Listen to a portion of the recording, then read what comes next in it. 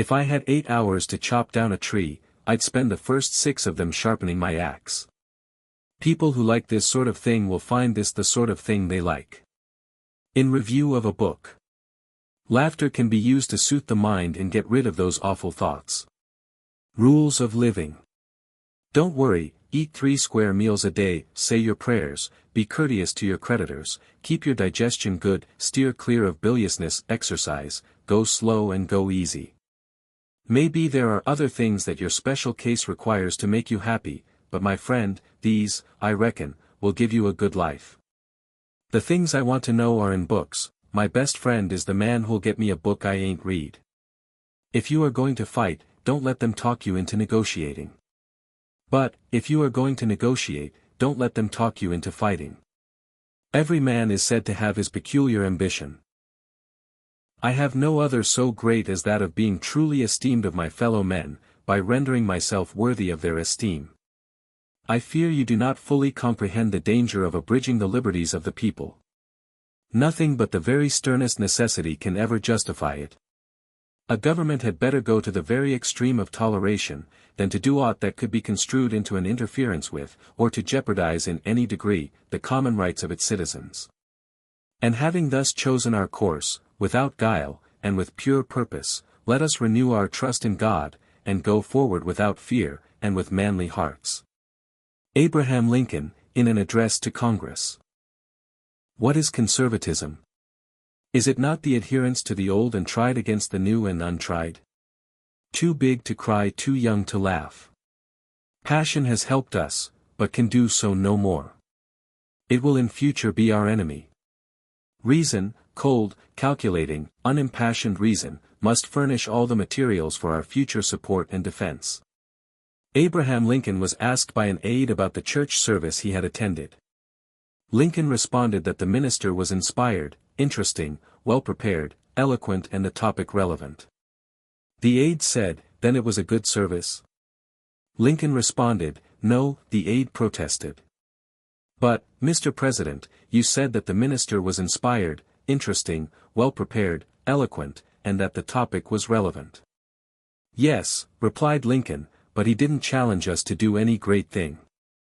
But let us judge not that we be not judged. It is rather for us to be here dedicated to the great task remaining before us. That from these honored dead we take increased devotion to that cause for which they gave the last full measure of devotion, that we here highly resolve that these dead shall not have died in vain, that this nation, under God, shall have a new birth of freedom, and that government of the people, by the people, for the people, shall not perish from the earth. If you want to test a man's character, give him power. To believe in the things you can see and touch is no belief at all, but to believe in the unseen is a triumph and a blessing.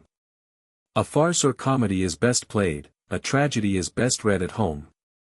The loss of enemies does not compensate for the loss of friends. Semua orang bisa tayan dengan kesansaran, tapi bila kau ingin mengetahui karakter seseorang, berilah dia kekuasaan. The privilege of creating and issuing money is not only the supreme prerogative of government, but it is the government's greatest creative opportunity. By the adoption of these principles, the long-felt want for a uniform medium will be satisfied. The taxpayers will be saved immense sums of interest, discounts and exchanges. The financing of all public enterprises, the maintenance of stable government and ordered progress, and the conduct of the treasury will become matters of practical administration. The people can and will be furnished with a currency as safe as their own government. Money will cease to be the master and become the servant of humanity. Democracy will rise superior to the money power. I have always thought that all men should be free, but if any should be slaves, it should be first those who desire for themselves, and secondly those who desire it for others. Whenever I hear anyone arguing for slavery, I feel a strong impulse to see it tried on him personally. The struggle of today is not altogether for today, it is for a vast future also. A nation that does not honor its heroes will not long endure. People who have no vices, have very few virtues. Most folks are about as happy as they make up their minds to be. I am rather inclined to silence, and whether that be wise or not, it is at least more unusual nowadays to find a man who can hold his tongue than to find one who cannot. Truth is generally the best vindication against slander. The leading rule for the lawyer, as for the man of every other calling, is diligence. Leave nothing for tomorrow which can be done today. I will study and prepare myself, and someday my chance will come. It is the eternal struggle between these two principles, right and wrong, throughout the world. They are the two principles that have stood face to face from the beginning of time, and will ever continue to struggle.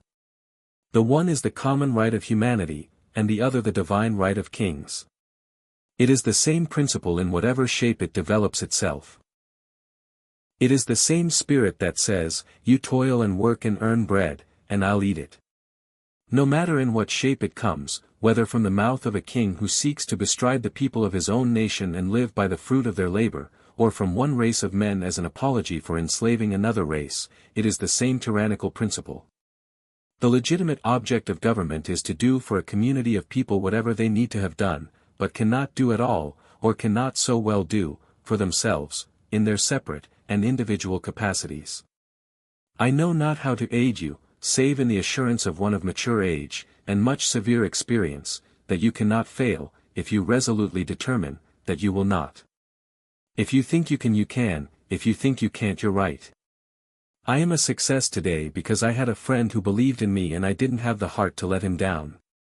I have never studied the art of paying compliments to women. But I must say that if all that has been said by orators and poets since the creation of the world in praise of women were applied to the women of America, it would not do them justice for their conduct during this war. I believe that people should fight for what they believe and only what they believe. Love is the chain whereby to lock a child to its parent. I am not bound to win, but I am bound to be true. I am not bound to succeed, but I am bound to live by the light that I have.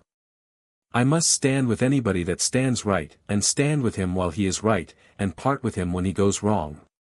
The written word may be man's greatest invention. It allows us to converse with the dead, the absent, and the unborn. My earlier views of the unsoundness of the Christian scheme of salvation and the human origin of the Scriptures have become clearer and stronger with advancing years, and I see no reason for thinking I shall ever change them.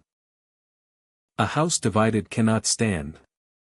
I am very little inclined on any occasion to say anything unless I hope to produce some good by it. Through their deeds, the dead of battle have spoken more eloquently for themselves than any of the living ever could. But we can only honor them by rededicating ourselves to the cause for which they gave a last full measure of devotion. These, the armed forces, are not our reliance against a resumption of tyranny in our fair land. All of them may be turned against our liberties, without making us stronger or weaker for the struggle. Our reliance is in the love of liberty which God has planted in our bosoms. Our defense is in the preservation of the spirit which prizes liberty as the heritage of all men, in all lands, everywhere. Familiarize yourselves with the chains of bondage, and you are preparing your own limbs to wear them. Accustomed to trample on the rights of those around you, you have lost the genius of your own independence, and become the fit subjects of the first cunning tyrant who rises. Never do anything for anyone who can just as well do it themselves. It will not do to investigate the subject of religion too closely, as it is apt to lead to infidelity. With educated people, I suppose, punctuation is a matter of rule, with me it is a matter of feeling. But I must say I have a great respect for the semicolon, it's a useful little chap. Gentlemen, why do you not laugh? With the fearful strain that is upon me day and night, if I did not laugh, I should die. The world has never had a good definition of the word liberty, and the American people, just now, are much in want of one. We all declare for liberty, but in using the same word we do not all mean the same thing. With some the word liberty may mean for each man to do as he pleases with himself, and the product of his labor, while with others the same word may mean for some men to do as they please with other men, and the product of other men's labor. Here are two, not only different, but incompatible things, called by the same name, liberty. And it follows that each of the things is, by the respective parties, called by two different and incompatible names, liberty and tyranny.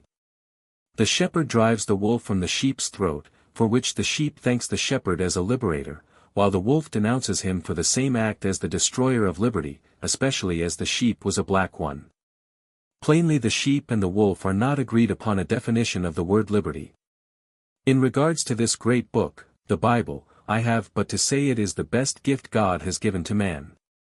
All the good the Savior gave to the world was communicated through this book. But for it we could not know right from wrong.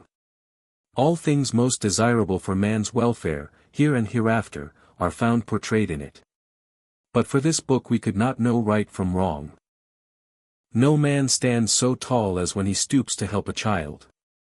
In this age, in this country, public sentiment is everything.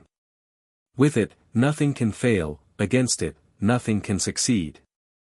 Whoever molds public sentiment goes deeper than he who enacts statutes, or pronounces judicial decisions. I remember my mother's prayers and they have always followed me. They have clung to me all my life. The problem with internet quotes is that you cannot always depend on their accuracy. Neither let us be slandered from our duty by false accusations against us, nor frightened from it by menaces of destruction, nor of dungeons to ourselves. Let us have faith that right makes might, and in that faith, let us, to the end, dare to do our duty as we understand it.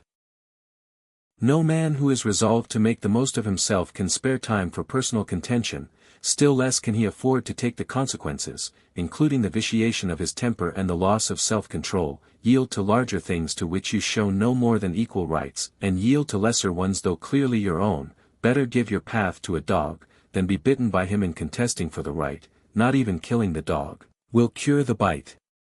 I do the very best I can, I mean to keep going. If the end brings me out all right, then what is said against me won't matter. If I'm wrong, 10 angels swearing I was right won't make a difference. The will of God prevails. In great contests each party claims to act in accordance with the will of God. Both may be, and one must be, wrong. God cannot be for and against the same thing at the same time. In the present civil war it is quite possible that God's purpose is something different from the purpose of either party. And yet the human instrumentalities, working just as they do, are of the best adaptation to effect his purpose. I am almost ready to say that this is probably true, that God wills this contest, and wills that it shall not end yet. By his mere great power, on the minds of the now contestants, he could have either saved or destroyed the Union without human contest. Yet the contest began, and, having begun he could give the final victory to either side any day. Yet the contest proceeds. Through their deeds, the dead of battle have spoken more eloquently for themselves than any of the living ever could. But we can only honor them by rededicating ourselves to the cause for which they gave a last full measure of devotion.